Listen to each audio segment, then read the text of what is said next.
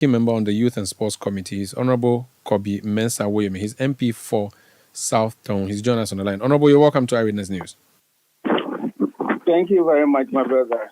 And good evening to you. So while you were doing your press conference, there was some rioting of a sort happening at the University of Ghana by volunteers. I'm not sure if that was captured in your statement, but if it was not, I want to see if you have a comment on that before we talk about the key issues you raised at yours. Thank you once again. Yes, it wasn't captured in the press conference, but I have a few details that came to me to share with listeners.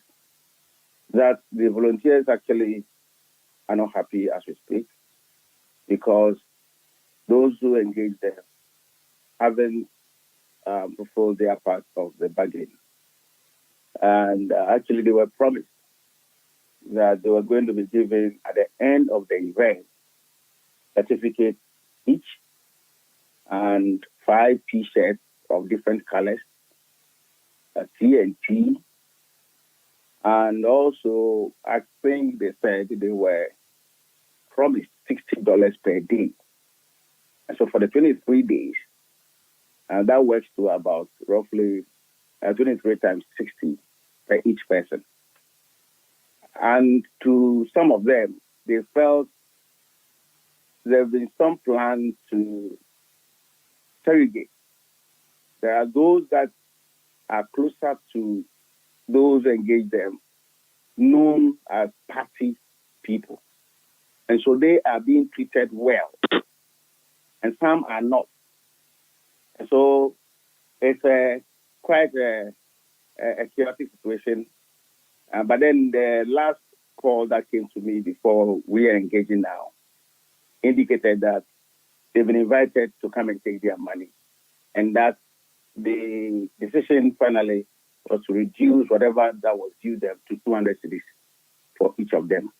And that I was told they will not agree, or they may not probably take the 200 Ghana cedis. And so that is the before we engaging on the.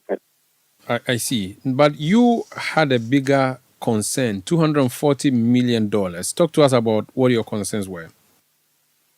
Clearly, my brother, the government came to the House, Parliament, and requested for the approval of about 195 in total $1 million for infrastructure development. And at the time, we approved it, and we on condition that they will be forthcoming with some audit report based on value for money and all that. That is also for another day. Then subsequent, they came, that was 2023, when we're looking at the 2024 budget, with an amount of 100 million Ghana cedis for goods and services for the LOC, and also additional 15 million Ghana cedis for CAPEX, also for LOC. So in total, they were to be given 150 million Ghana cedis.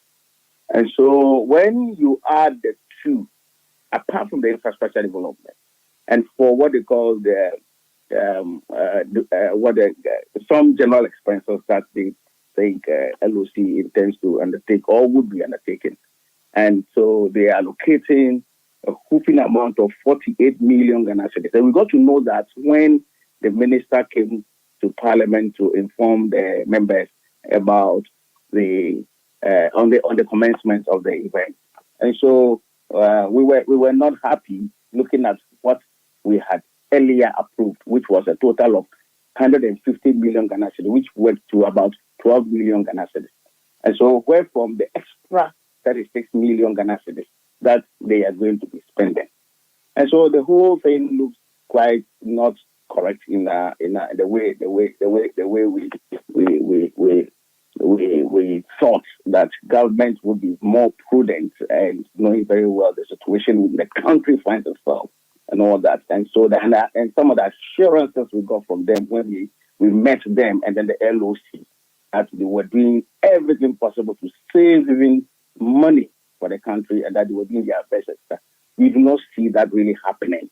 And so we think that there will be the need for us to go further to look into all the figures and look at what procurement processes were and how much were involved in each of those processes and so on and so forth. So that is really the important. In addition to that, apart from spending this total amount of 240 million Ghana million dollars about, we are not seeing the dividend because the pride is to go to the Olympics and showcase what you have, and having your colors, red, gold, green, and black star. So being hoisted or having an athlete from Ghana,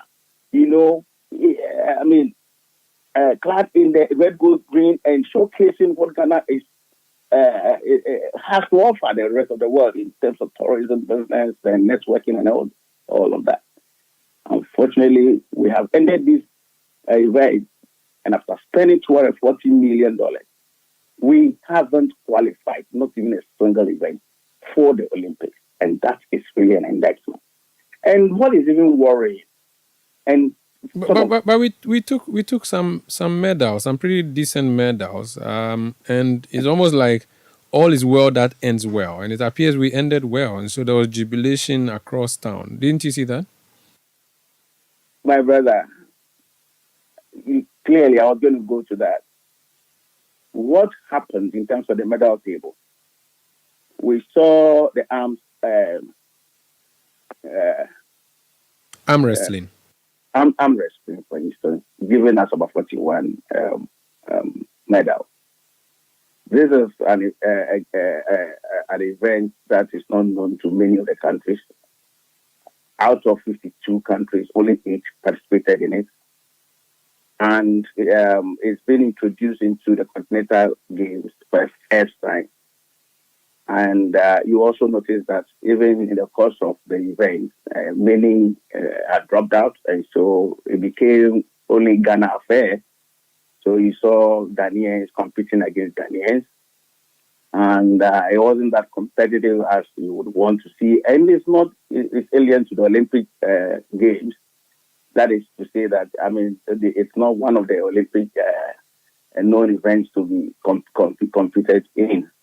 And so I am not sounding to slight the efforts being put in by Charles Citi, who I must applaud for trying hard to introduce this. And we'll do our best to make sure that it goes maybe further for the IOC to sort of embrace the game and allow it to maybe feature in subsequent maybe events. But for now, it is not. And so apart from the 41 medals, the rest are nothing to write home about. If we have to spend $214 million and be clapping for ourselves for these, then we have an issue. It's a big problem. And more so too, when we can easily compare some other countries that have taken the lead to host this event and their performances. In Morocco, for instance, 2018, 2019, who spent almost about 46 million euros.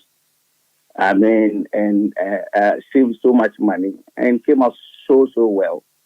And then if you look at Congo Brazzaville for the 11th edition, spent almost about $60 million.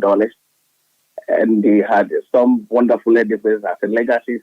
A whole ultra-modern stadium was built. Game villages were built. You would also know they built a dome for indoor games, and so on and so forth. And that event also went so smooth that they were really proud after coming out with good medals and events that the International Olympic Committee recognizes, and for which they would go on to compete favorably in those events at the Olympics. And so these are some of the things. What have we achieved? Look at even the preparation of our team, Team Ghana. You realize that when we spoke to many of the federation heads, they complained bitterly. They were not given what really they needed to get themselves up to the task. You realize some of them, their kits and equipment were not even available for them. And somewhat, it's as if we're just joking. And what is painful about it is that the money that we have actually allocated for this event, and we seem to be joking and playing, and really the whole thing appears something else, my brother. Because we have all witnessed and watched events, in other countries, sister African countries. I wouldn't even go beyond Africa. And so, what is going on? So we should really. It's in fact the whole thing was a disaster. That's why all this one after there are many more rots that will be exposing in the course of time. Very well. Let's leave it here for now. Thank you so much for speaking to us. Thank you, my dear brother. God bless. That's Honorable Kobi Mensah-Woyeme. He's MP for South Tongu and also the ranking member on the Youth and Sports Committee of Parliament.